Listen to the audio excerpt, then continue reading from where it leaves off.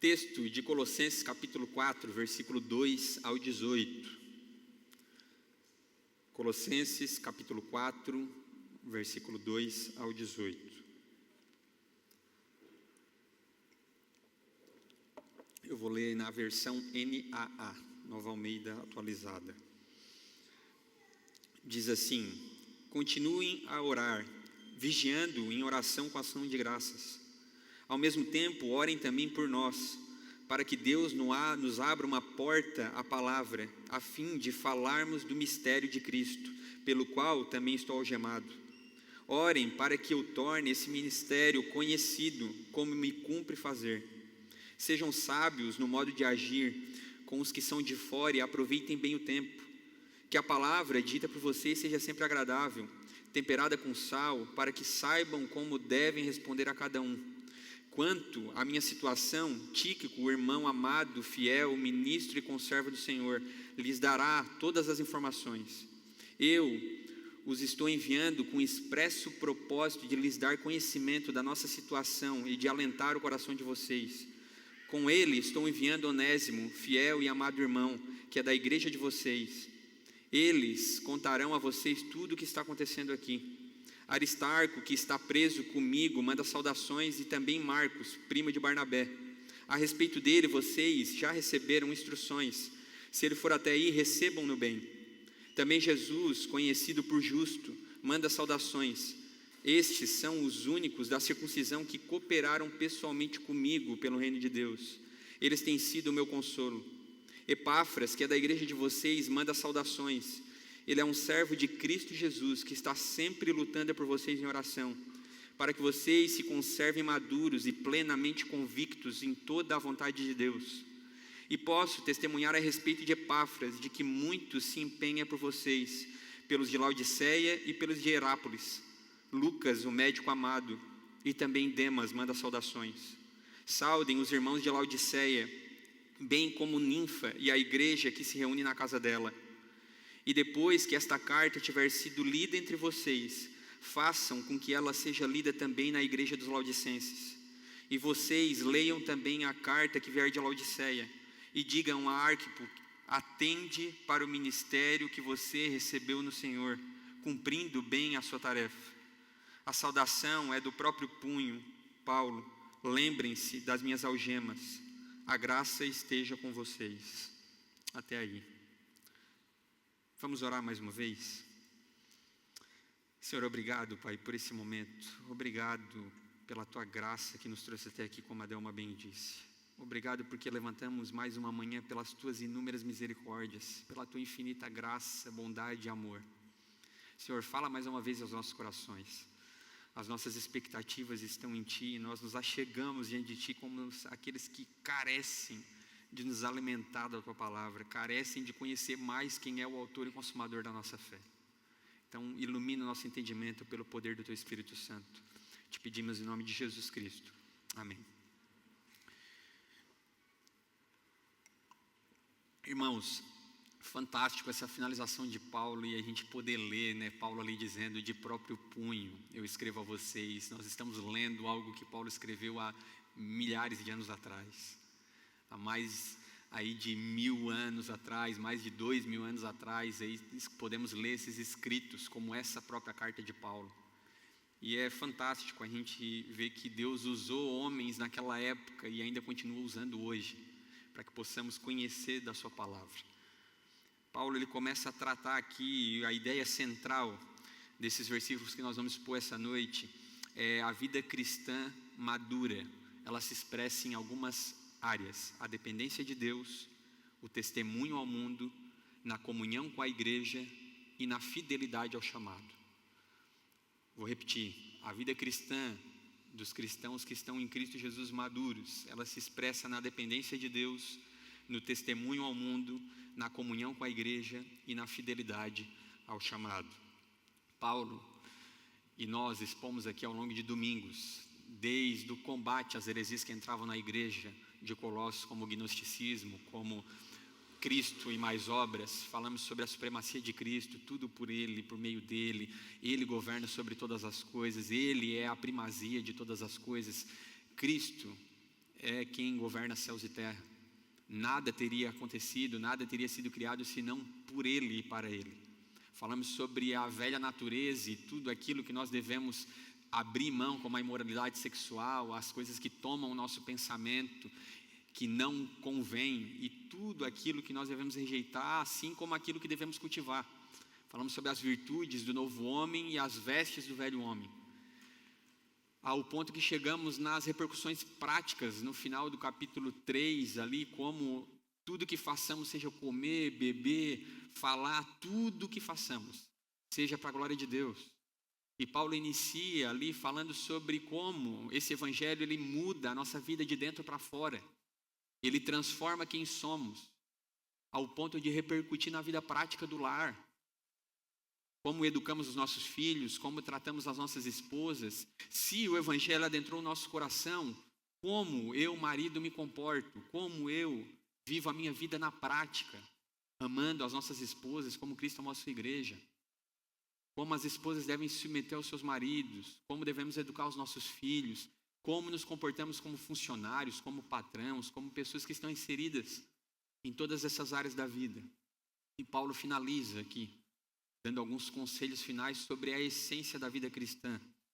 Irmãos, existe uma grande diferença entre conhecer o Evangelho e viver o Evangelho. É possível entender a mensagem, sabe, conhecê-la, ouvi-la e dizer assim, cara, eu concordo com tudo isso. Que mensagem linda. Né? Nós éramos pecadores, estávamos incapazes de nos achegar a Deus por conta dos nossos delitos e pecados, mortos, como fala a carta de Efésios, nossos delitos e pecados. Como que um morto anda até a Deus? Ele não tem condição para isso. E a gente olha para a lei de Deus e ela aponta para a doença do pecado. A lei, ela aponta para pessoas que não conseguem cumprir os mandamentos. A gente olha para a lei de Deus e nós somos incapazes de cumpri-la com perfeição, mostrando a necessidade de um Salvador. Precisa que Jesus Cristo venha. É necessário que Jesus Cristo morra pelos nossos pecados, para que possamos aí ter nova vida nele. E daí você olha para essa mensagem, cara, que mensagem fantástica, linda demais. Mas o quanto isso traz transformação, o quanto isso repercute na nossa vida prática. É possível, irmãos. Na verdade, é muito mais fácil dentro dessa tensão a gente crer que Deus é soberano, mas não largar o controle das ações que a gente tem em mãos. Na prática, é fácil a gente saber que, não, todas as coisas estão no controle de Deus. Mas a gente quer controlar tudo ao mesmo tempo. Quando foge uma coisa do nosso, sabe, que está ali dentro do nosso controle, a gente já cai em desespero muitas vezes, já começa a ficar ansioso, preocupado, mas como que vai ser o dia de amanhã, o que vai acontecer, como que eu vou lidar com isso? É diferente a prática, muitas vezes, do falar. É muito mais fácil, às vezes, estar no meio da igreja do que estar na comunhão propriamente. E estar na comunhão não entende, irmãos, como estar em todas as atividades. É bom presenciar o pequeno grupo, é bom presenciar todas as atividades da igreja, mas nós podemos estar nisso e ao mesmo tempo não desfrutar da comunhão do corpo de Cristo. Não andar em prestação de contas, não andar caminhando juntos lado a lado. E nós vamos ver Paulo agradecendo e louvando pela vida dos irmãos que caminharam e cooperaram com ele no avanço do evangelho, no avanço do reino de Deus, vendo que não existe vida sozinha. Irmãos, é muito fácil começar algo novo, mas é difícil permanecer fiel até o fim. A gente muitas vezes começa, até os nossos próprios projetos, e às vezes a gente não consegue dar continuidade. E Paulo, ele está trazendo uma realidade aqui que é essa tensão. Depois de apresentar sobre tudo isso que falamos, ele chega ao nível mais prático, talvez, da vida. Essa nova vida em Cristo, ela repercute nisso, como que se sustenta o dia a dia, como que se sustenta a vida de vocês daqui para frente, diante de tudo que eu ensinei. E ele vai falar sobre oração, ele vai falar sobre como vivemos diante das pessoas, a vida ela não é sozinha, ela é comunitária, como nós caminhamos lado a lado e como lidamos com o chamado que Deus confiou a nós. Paulo ele começa no versículo 2 e 6, uma vida centrada na oração e no testemunho. Continuem a orar, vigiando em oração com ação de graças. Ao mesmo tempo, orem também por nós, para que Deus nos abra uma porta à palavra, a fim de falarmos do mistério de Cristo, pelo qual também estou algemado. Orem para que eu torne esse mistério conhecido, como me cumpre fazer. Sejam sábios no modo de agir com os que são de fora e aproveitem bem o tempo. Que a palavra dita por vocês seja sempre agradável, temperada com sal, para que saibam como devem responder a cada um. Paulo ele começa aqui com basicamente aquilo que dá liga à vida do cristão, aquilo que sustenta essa nova vida em Cristo. Ele fala: continuem a orar. Irmãos, não é novidade para ninguém que a oração ela é essencial. Não existe cristão para além da oração. A oração ela é como a água está para o peixe, a terra está para a árvore. Se arrancar uma árvore da terra, o que acontece? Bingo. Se tirar um peixe da água, o que acontece?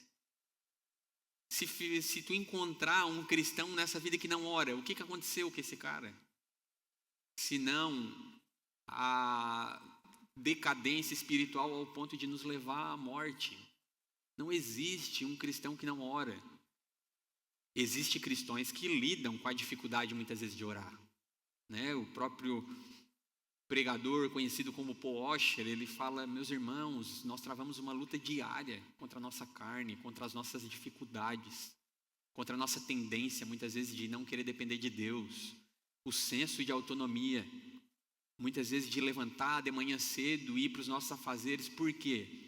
Porque no fundo cremos que tudo depende de nós, cremos que a gente dá conta. Eu dou conta do meu trabalho, eu dou conta de sair daqui e dirigir meu carro. Por mais que tenhamos inúmeras aptidões, responsabilidades, sejamos muito bons naquilo que fazemos, na verdade, muitas vezes por trás dessa falta de responsabilidade nossa com a oração, é o nosso próprio senso de autonomia. Eu não dependo tanto assim de Deus. Aí, bum, né, cai uma bomba no teu dia. Aí você pensa: cara, eu preciso chegar em casa e orar. Eu preciso chegar em casa e orar porque, cara, aconteceu isso, foi terrível.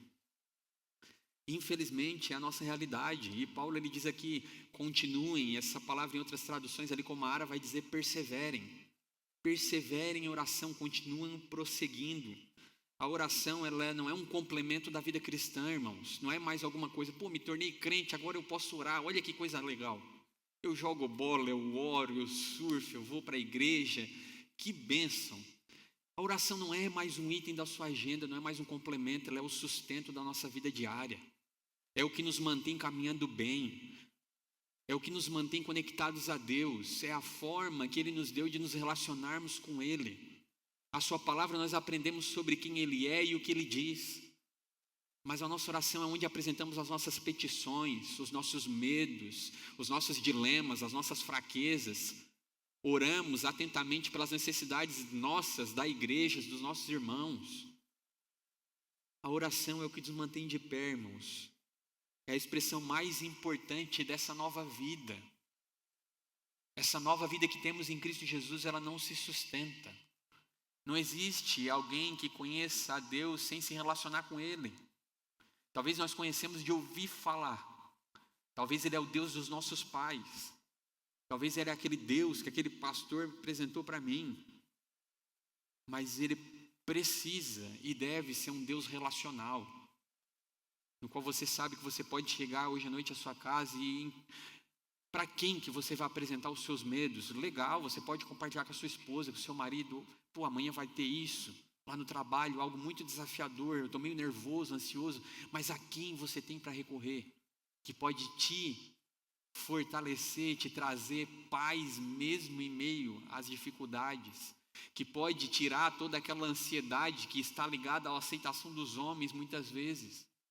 E lembrar de que você não precisa da aprovação, talvez, daquelas pessoas que você pensa: o que eles vão pensar? Como que eles vão lidar com aquele projeto que eu tenho que apresentar? Eles vão gostar, será ou não? Talvez está muito além do resultado. Está mais sobre ser bem visto. Diante de quem você vai lidar com isso? É conhecendo a Deus por meio da oração. Ela é o nosso meio de se relacionar com Ele. Ele fala: continuem a orar. Constância.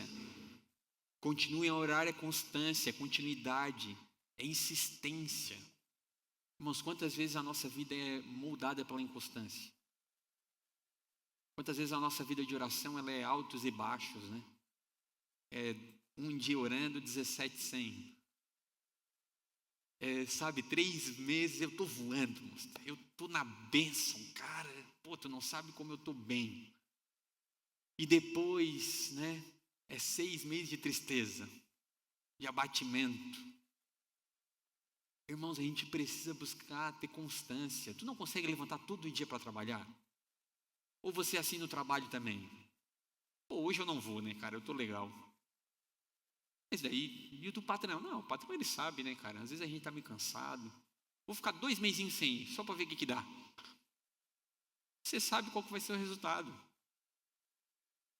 Mas você consegue levantar todo dia de manhã para trabalhar? Se falar assim para você, Musta, você vai ter que vir todo dia aqui em tal lugar, senão tu vai morrer. Está decretado. Todo dia eu vou estar lá. Eu não vou chegar um dia, acho que eu estou bom, né? Vou morrer. Hoje eu não vou. A oração é a mesma coisa, irmãos.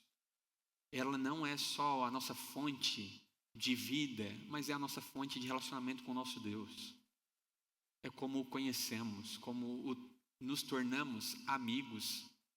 Conhecemos assim, numa progressão como Ele já nos conhece. Ele nos conhece infinitamente mais do que nós nos conhecemos. Mas eu também quero conhecer esse Deus, por isso crie constância.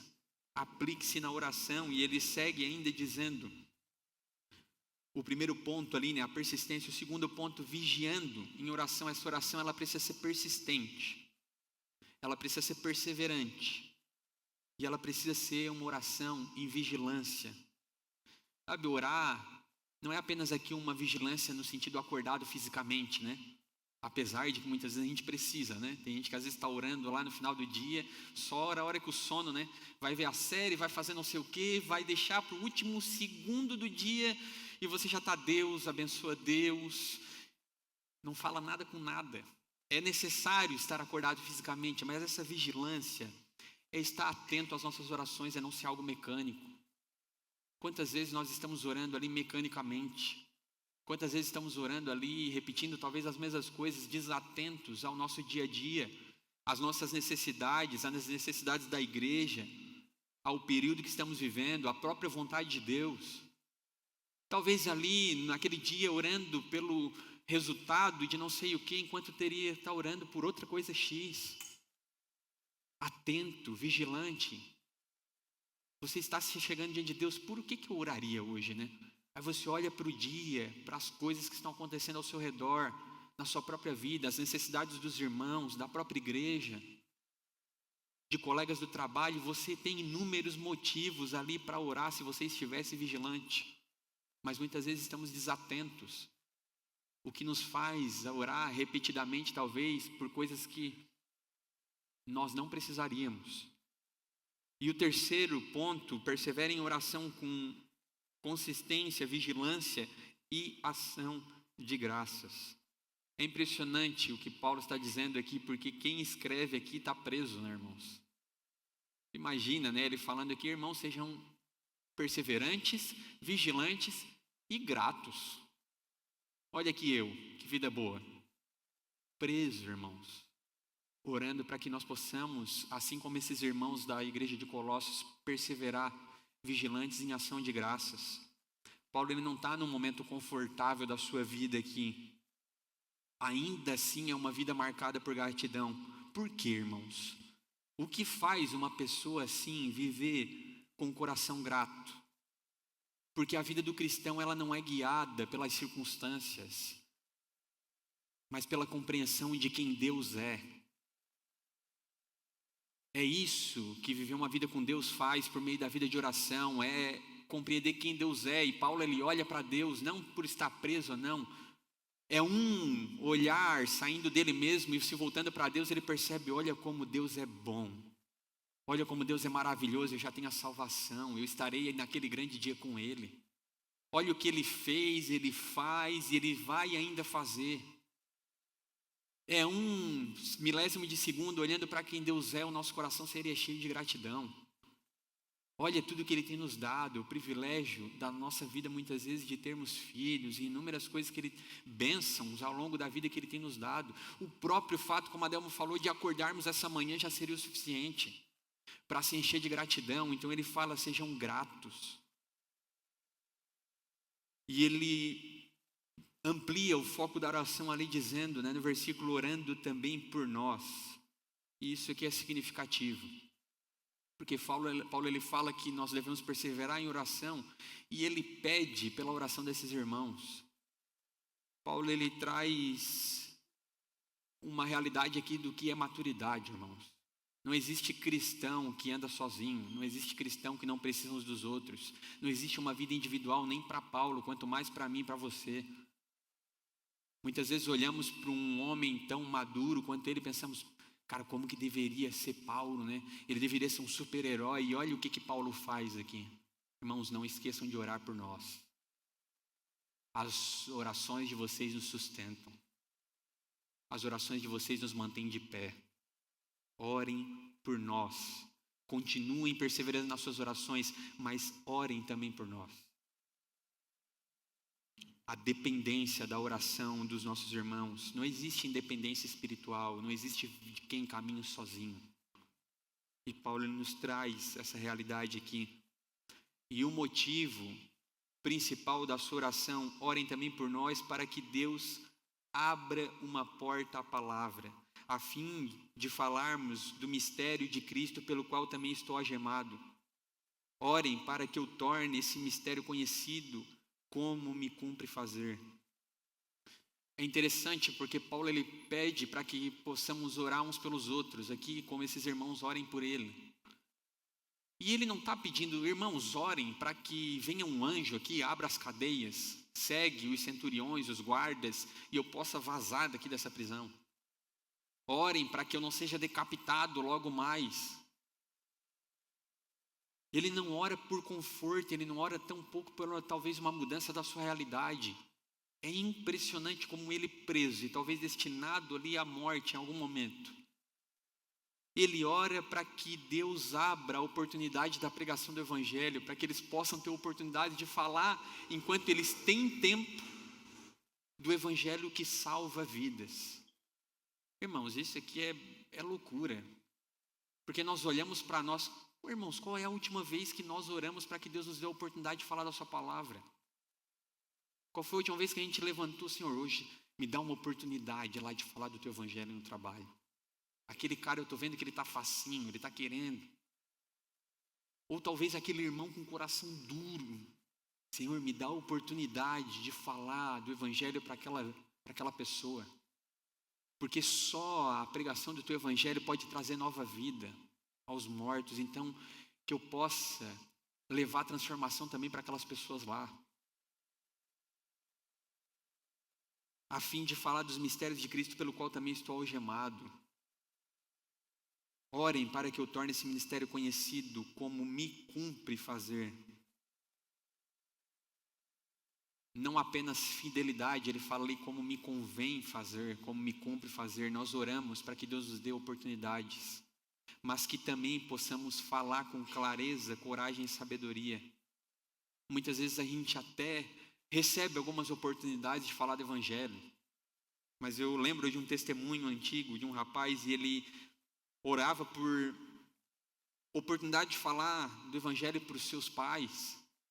E ele tem essa oportunidade um dia, e daí ele pega, começa de uma forma muito doce a falar, não, o Evangelho é o seguinte, ou crê em Deus ou ao inferno. Vocês daqui é sofrimento eterno. E eu pensei, a hora que ele me contava, todo orgulhoso, que ele estava lá tendo a oportunidade de pregar, eu pensei, cara, esse cara é maluco mesmo, cara. Irmãos, às vezes a gente precisa comunicar verdades das Escrituras e a gente não comunica com clareza, nem com sabedoria. Muitas vezes a coragem sobra, mas a sabedoria falta muito.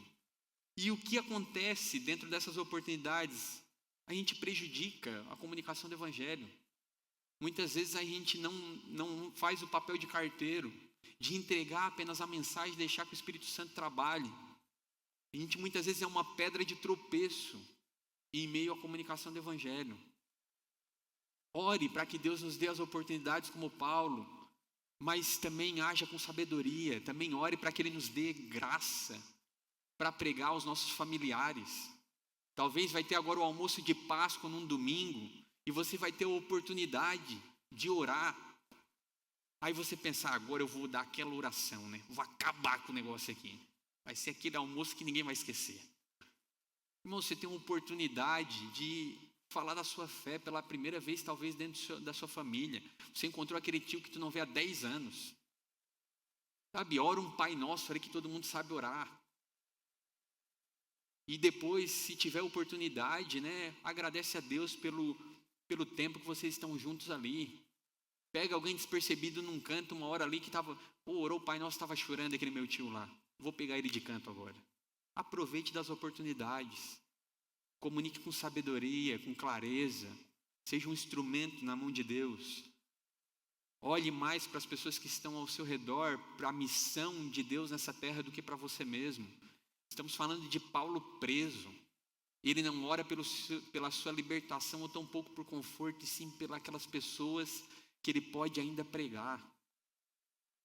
Irmãos, isso é constrangedor para nós, ler essa mensagem. Quantas vezes nós oramos muito mais pelos nossos interesses, nos lembrando muito pouco daqueles que ainda não conhecem a Jesus Cristo. Sejam sábios no modo de agir com os que são de fora. Aproveitem bem o tempo. Que a palavra dita por vocês seja sempre agradável e temperada com sal. Nós, irmãos, tem alguns teólogos que citaram essa frase de algumas vezes. Talvez nós somos aquelas bíblias que algumas pessoas vão ler. Talvez pessoas não tenham oportunidade de ler as escrituras, mas antes disso, elas vão conhecer você. E nós precisamos ser essas bíblias que as pessoas vão ler. Ele diz aqui, nos orienta, assim como orienta esses irmãos, sejam sábios no modo de agir, para que vocês sejam um testemunho para aqueles que estão de fora, para os não crentes, aqueles que não conhecem a palavra de Deus. Quantas vezes nós somos mais um testemunho, ao contrário, né, do que nós deveríamos fazer. Muitas vezes a gente é mais uma fonte de referência da onde a pessoa não quer ir do que aonde ela gostaria de ir. Talvez a pessoa olhe para nós e pense, cara, eu nunca vou na igreja dessa pessoa. Porque se ele é crente, é desse jeito, imagina eu. Como é que eu vou me... E não que não tenhamos pecados, irmãos. E não que não possamos falhar. Mas é uma vida que aponta para Cristo. Em algum momento no seu trabalho, com certeza você falhou. Com certeza você prestou um mau testemunho. Mas como você reagiu depois disso? Como você pediu perdão para aquela pessoa? Como você tornou a agir talvez de uma maneira diferente? É sobre isso que Paulo está dizendo. Sejam sábios como agir no testemunho para aqueles que estão de fora e aproveitem bem o seu tempo. O que Paulo está dizendo é que nós estamos em constante missão. Essa palavra no original, ela traz o sentido de redimir o nosso tempo. É aproveitar bem o tempo que temos. Nós tivemos uma experiência recente com os americanos, né? E eles sabem usar isso aqui ao máximo. Não tem um momento que os caras eles não são intencionais. É redimir bem o tempo. É cada interação que temos ao longo do dia, cada conversa, cada situação, ela pode ser uma porta para o Evangelho. Em todo momento nós estamos ali atuando como representantes do reino de Deus. Você está ali interagindo com aquelas pessoas e talvez você veja em algum momento a oportunidade para isso. É estar atento a isso. A gente muitas vezes, como que a gente se comporta, né? A gente está no trabalho, beleza, agora eu vou ligar o modo crente. Aí você liga, né? Tenho 10 minutos para ser intencional. Fulano, mas isso aqui não vai te levar a lugar nenhum, cara. Aí, pum, desliga. Agora voltei a trabalhar. Não é assim, a gente é cristão em todo tempo. A gente é cristão desde a hora que a gente acorda até a hora que a gente dorme. Precisamos estar atentos ao nosso dia a dia, ao que fazemos com o nosso tempo. Que a palavra dita por vocês seja sempre agradável e temperada como sal. Agradável e temperada. Ela não é agressiva, ela não é vazia, ela não é inútil, ela edifica, ela dá sabor. Não é, Gustavo, eu nunca vou conseguir ser assim. Eu sou estressado demais. Qualquer coisa que acontece no dia, eu já estou cuspindo fogo. Um motivo de oração para se tornar mais manso como ele é manso? Sim. Mas é ter a consciência de que essas pessoas são alvos de evangelismo. Então, sempre que eu tenho a oportunidade, a palavra ela é branda. Não é como daquela pessoa, né? Daqui é inferno. Sabe, é falar de um Cristo que nos atrai com cordas de amor, que de fato transforma quem somos, que confronta o nosso pecado. Não é o evangelho do ursinho carinhoso. Nossa, esse desenho é antigo, né? Quem lembra do ursinhos carinhosos vai lembrar.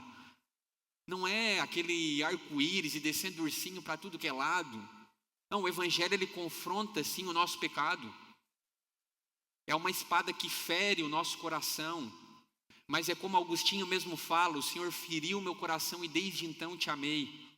Não tem como não amar um Deus que perdoa pecadores como nós, que pega pessoas como nós que não éramos dignos, talvez, que não eram dignos de nenhum tipo de benefício ou graça da parte de Deus, e somos amados de eternidade a eternidade, ao ponto de sermos perdoados de todos os nossos pecados, e um dia vamos lá chegar diante daquele trono branco para prestar inúmeras contas que temos.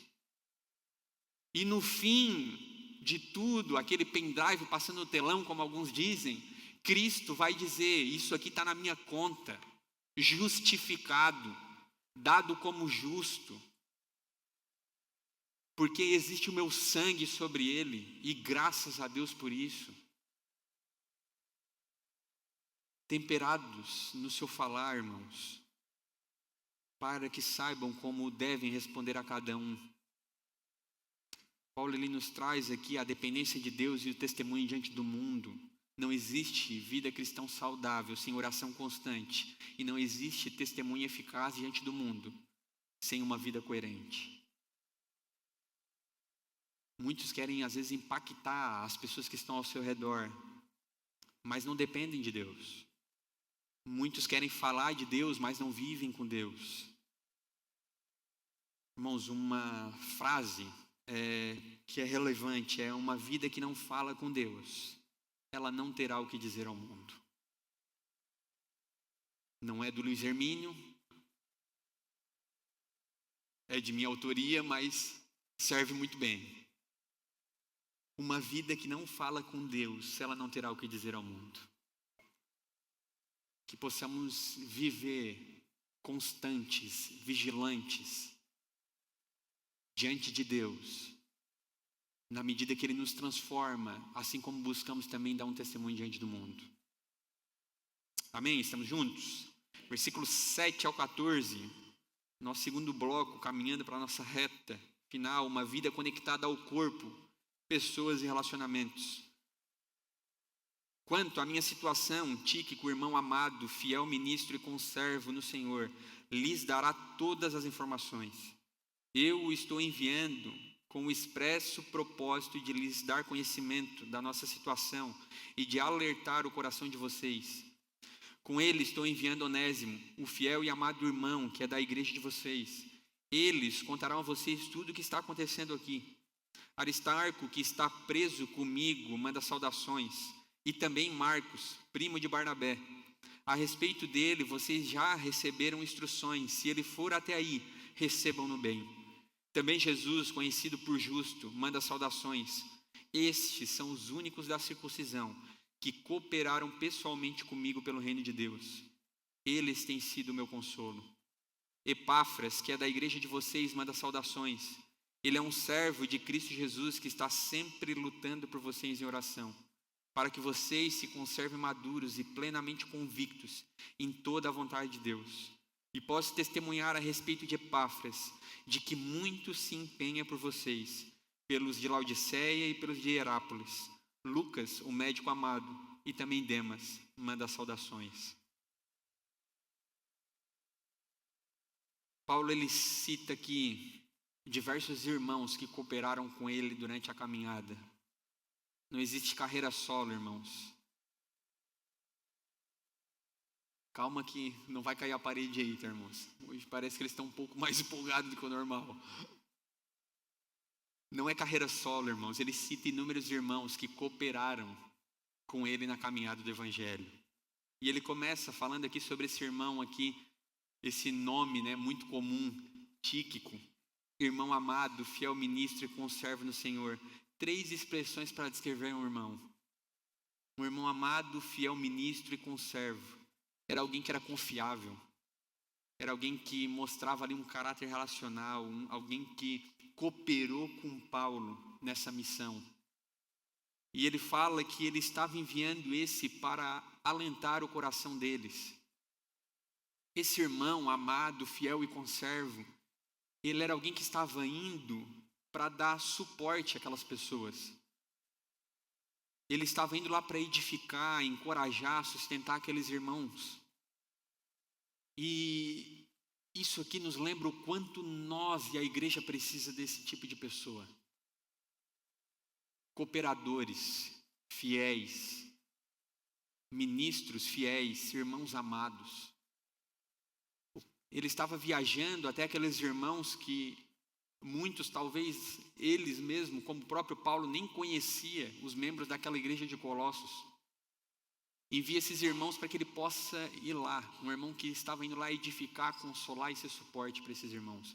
Muitas vezes, infelizmente, diante da caminhada cristã, as pessoas se comportam mais como competidores do que como cooperadores do reino de Deus. Olhe para o seu irmão que está ao seu lado, irmãos, e ali não tem um inimigo, tampouco alguém que é distante, ou que é alguém que está caminhando para o mesmo lugar que você. É alguém que está cooperando na missão que Deus nos deu nessa terra. Nós estamos juntos, caminhando lado a lado. Não é o irmão que está indo lá na frente, daqui a pouco ele tropeça, cai e se estrupia todo. Tu passa, né, em vez de dar um copo d'água, tu dá um chute ainda. Não, esse aqui eu já vou passar na frente, né? Ficou moscando, vai tomar também. Uau, olha aí, ó.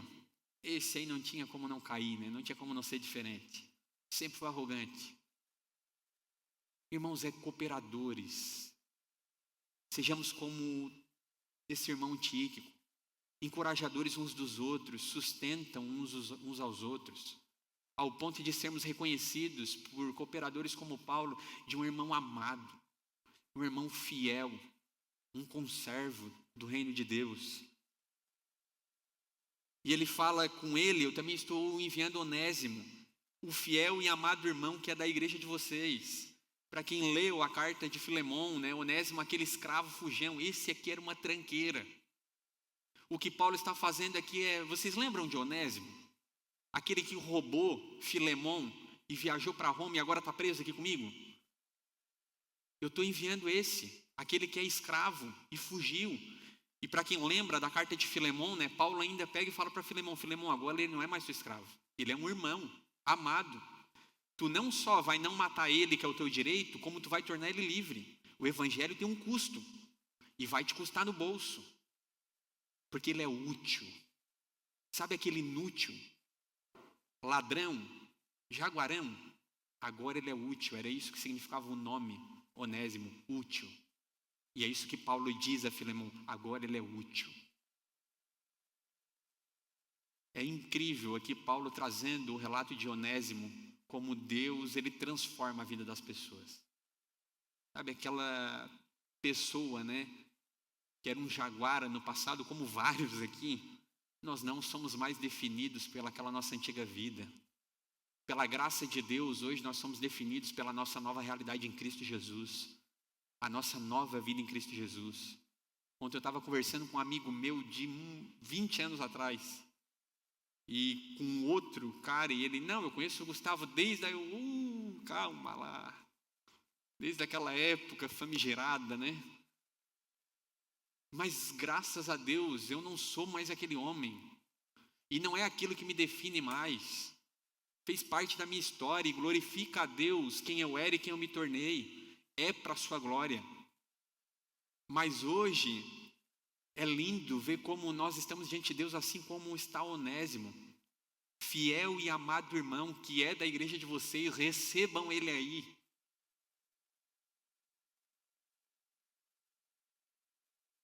E ele segue dizendo, ele menciona também Aristarco, que está preso comigo, também manda saudações. Esse cara, ele estava presente com Paulo em todas as situações e como nós também precisamos de amigos que estejam conosco quando tudo está ruim também. Irmãos, ore para que Deus nos dê amigos que estejam conosco na perseguição como Aristarco, na viagem quando torna perigosa, na prisão, o cara estava com Paulo em tudo. Era nos açoites, era no naufrágio, era na perseguição. E quando Paulo estava preso em Roma, ele estava preso lá também. Esse era amigo, né? Quando o bicho pegou e Paulo, né, talvez ia ser preso, ele não. Eu não sou nem tão crente assim. Esse aí é extremista. Né? Quando o circo aperta, quando o bicho pega, e quando talvez pregações, né, como a de domingo passado, sobre a submissão vão se tornar misoginia no futuro, e talvez eles vão querer prender, né, o pastor, você vai dizer, não, mas eu sou mais para a galera de cá. Eu não estou junto nisso aí, não.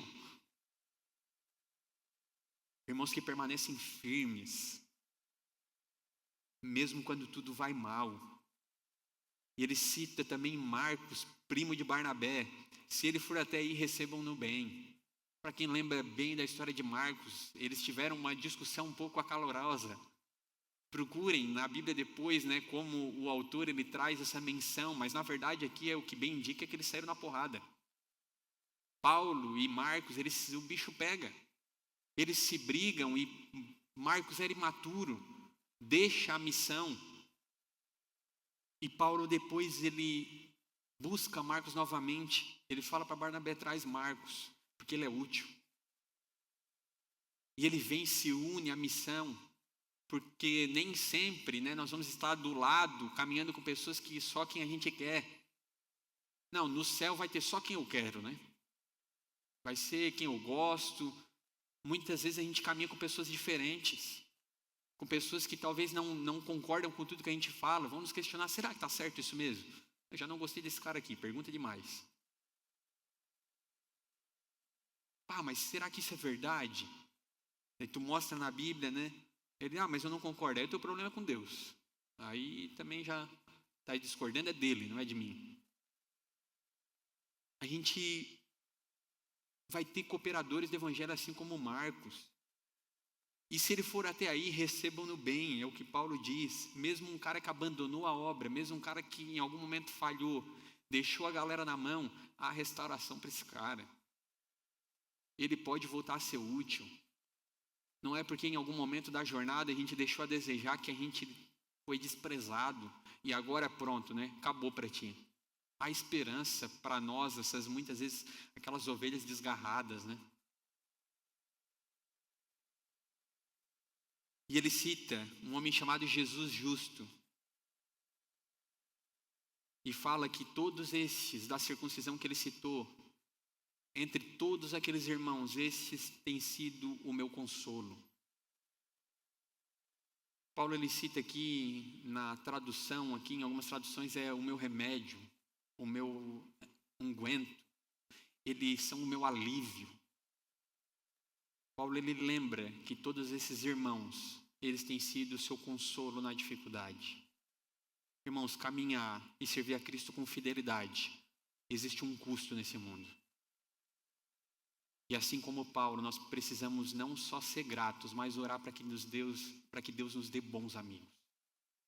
Sermos gratos pelos amigos e pelos companheiros que Deus nos dá nessa jornada.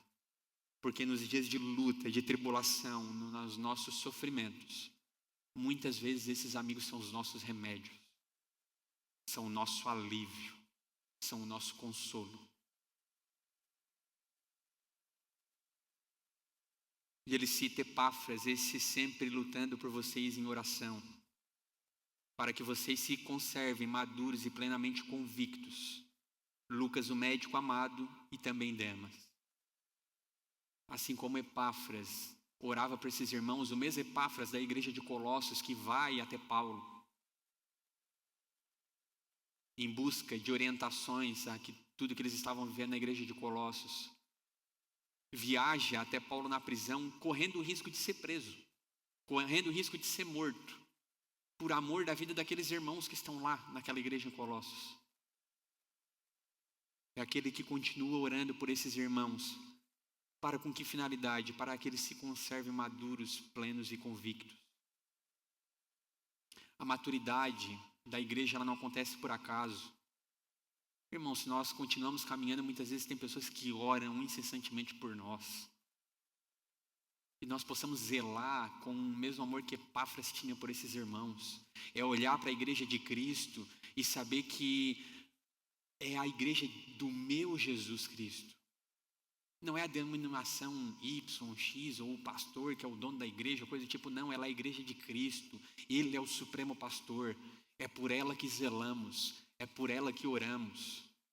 Eu não oro apenas por um irmão que entrou nesse salão e talvez ele falou, pô, que igreja legal. Eu oro por um irmão em Cristo Jesus que faz parte da família e do povo de Deus. É olhar com compaixão e com amor por esses irmãos ao ponto de nos compadecer das suas lutas, das suas dificuldades. Orar para que Deus os sustente, os conserve em maturidade. É olhar para aquele irmão, Senhor, o sustenta nesse tempo. Guarda a sua vida. Traz maturidade, experiência. Que ele passe por essa situação e saia lá na frente mais parecido contigo. Lucas, o médico amado, e também Demas. Nós vemos aqui Demas já na sua decadência, né? Demas, citado em Filemão como aquele cooperador fiel. Aqui também, né, Paulo só o lembra como uma forma neutra.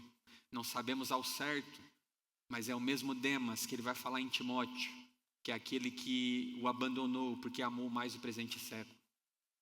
Nós vemos aqui que Paulo ele cita inúmeros cooperadores, e dentro da igreja existem aqueles que são fiéis até o fim. Existem aqueles que são restaurados como Marcos. E existem também aqueles que abandonam o barco. Ele cita Demas como aquele que amou mais o presente mundo do que a cooperação do Evangelho de Jesus Cristo. Quando o circo aperta, irmãos, infelizmente, alguns acabam correndo da raia. E nós oramos para que nós não sejamos Demas. Para quando o bicho pegar, nós não sejamos aqueles que o abandonem. 15:18, saudem os irmãos de Laodiceia, bem como Ninfa e a igreja que se reúne na casa dela. E depois que esta carta tiver sido lida entre vocês, façam com que ela seja lida também na igreja dos Laodicenses. E vocês leiam também a carta que vier de Laodiceia. E digam a Arquipo, atente para o ministério que você recebeu no Senhor, cumprindo bem a sua tarefa. A saudação é de próprio punho, Paulo. Lembrem-se das minhas algemas. Bênção, a graça esteja com vocês. Irmãos, ele fala aqui sobre como a carta deveria circular. A palavra precisa estar presente na vida daqueles irmãos. Mandem essas palavras para os irmãos de Laodiceia, que circulem entre a igreja de vocês, para que eles sejam juntamente exortados e instruídos em tudo que eu tenho ensinado. A palavra ela precisa estar constantemente confrontando a sua igreja. E quando a de Laodiceia chegar lá, que venha para vocês também, para que vocês sejam instruídos, corrigidos e exortados. A centralidade da palavra de Deus, a carta precisa ser lida. E a carta era justamente lida diante da igreja, irmãos, assim como eu estou fazendo aqui. E ele dá aqui, né, na finalidade, chegando ao finzinho da sua carta, uma exortação pública a Arquipo. Né? Muitos de vocês, às vezes, né, têm um medo danado, né? O que Paulo faz aqui, eles pegam, começam a ler diante da igreja de Colossos e falam aqui, ó. Digam a Arquipo que ele se atente para o ministério que você recebeu no Senhor, cumprindo bem a sua tarefa. Ele recebe uma exortação pública de Paulo, aqui o tom ele muda um pouco. ele fala: ande vigilante, não se esqueça que o Senhor te deu uma missão. Não se esqueça que o Senhor te deu um ministério. Então, portanto, cumpra bem a sua tarefa. Você não foi escolhido, humanamente falando, não é uma função qualquer, não é algo leve. Se Deus te separou para uma missão, cumpra bem ela. Exortação pública com muito amor, trazendo ele à fidelidade. Irmãos, como é bom ter irmãos que nos lembram no meio da caminhada da fidelidade de Jesus Cristo. Às vezes vem aquela pessoa e ela deve falar, como falamos nos versículos anteriores, com temperança, salgando o seu paladar, mas muitas vezes nós precisamos sermos alertados. Imagina Paulo repreendendo ele publicamente aqui, e com certeza ele saiu dali muito agradecido. Precisamos de irmãos que nos lembrem no meio da caminhada. Gustavo, acorda, cara, está indo por um caminho que não vai dar legal. Está esquecendo para o que Cristo te chamou. Pô, agora quer lançar curso, quer vender não sei o quê. Pô, Deus te deu uma missão. Talvez tu não foi para isso. Alguns talvez sim, mas tu não. Lembram da carta de Timóteo? Timóteo, todos podem. Todos podem, mas tu não. Deus te chamou para uma missão, persevere. O próprio Deus te escolheu para isso. Ele mesmo te separou. Então cumpra com zelo. E Paulo finaliza ali dizendo: lembrem-se das minhas algemas. Eu escrevo para vocês de próprio punho, então lembrem-se das minhas algemas. Lembrem-se que o evangelho tem um custo. Lembrem-se da minha fidelidade. Eu estou preso por quê? Porque eu permaneci fiel. Porque eu não arredei o pé quando a coisa apertou. Nós somos chamados para vivermos uma vida de oração e também de fidelidade à missão. Uma vida em comunidade, mas fidelidade à missão que Deus nos deu. Irmãos, se nós vivermos o evangelho ao longo da nossa vida e não vivermos nenhum tipo de perseguição, atente-se. Talvez vocês não estejam vivendo para o evangelho de Jesus Cristo. É inevitável viver nesse mundo e não encontrar oposição. É inevitável viver num mundo caído e não ser perseguido, sendo que o nosso mestre foi. E ele mesmo disse: nesse mundo vocês terão aflições. Vocês enfrentarão também perseguições por causa do meu nome. Porque diante de um discurso politicamente polido, você talvez em algum momento vai ter que se posicionar. Não porque você é do contra, mas porque você crê que aquilo é a verdade. E talvez isso tenha um custo. Talvez diante do futebol com os amigos, você não vai rir da mesma piada, de estar lá no blanco traindo a esposa. Porque você não concorda com aquilo. Porque aquilo não é bonito aos seus olhos. E talvez exista um custo para isso. Talvez eles não te achem o mais legal da galera. Talvez no trabalho você seja uma pessoa muito acessível pela graça de Deus, mas você não se assenta à roda dos escarnecedores. Isso talvez haja um custo nisso. Acho que duvido muito que por hora nós sejamos levados ao custo das algemas como Paulo foi. Mas nós somos chamados à fidelidade ao evangelho de Jesus Cristo, assim como ele foi. Talvez haja um custo até nos nossos relacionamentos. Perderemos amigos. Mas nós somos chamados à fidelidade. Ele fala: a graça esteja com todos vocês, porque sem ela, irmãos, não há nada que nos sustente ao longo da jornada. E Paulo, ele finaliza a sua carta aqui, trazendo todo esse ensino de que Cristo é o centro da nossa vida. Que nós precisamos continuar orando em vigilância. Nós precisamos continuar caminhando uns juntos dos outros. Que nós precisamos de irmãos como tantos esses cooperadores que Paulo aqui nos lembrou. E que nós precisamos nos atentar para a missão e a corrida que ele já nos inscreveu. Como lemos em Hebreus, aquela corrida que nós estamos inscritos, então corram bem essa corrida até os céus, sabendo que não corremos sozinhos. junto dos nossos irmãos e junto daquele que nos inscreveu nessa corrida, que é Jesus Cristo. O mesmo que nos inscreve corre conosco, que está nos esperando na linha de chegada.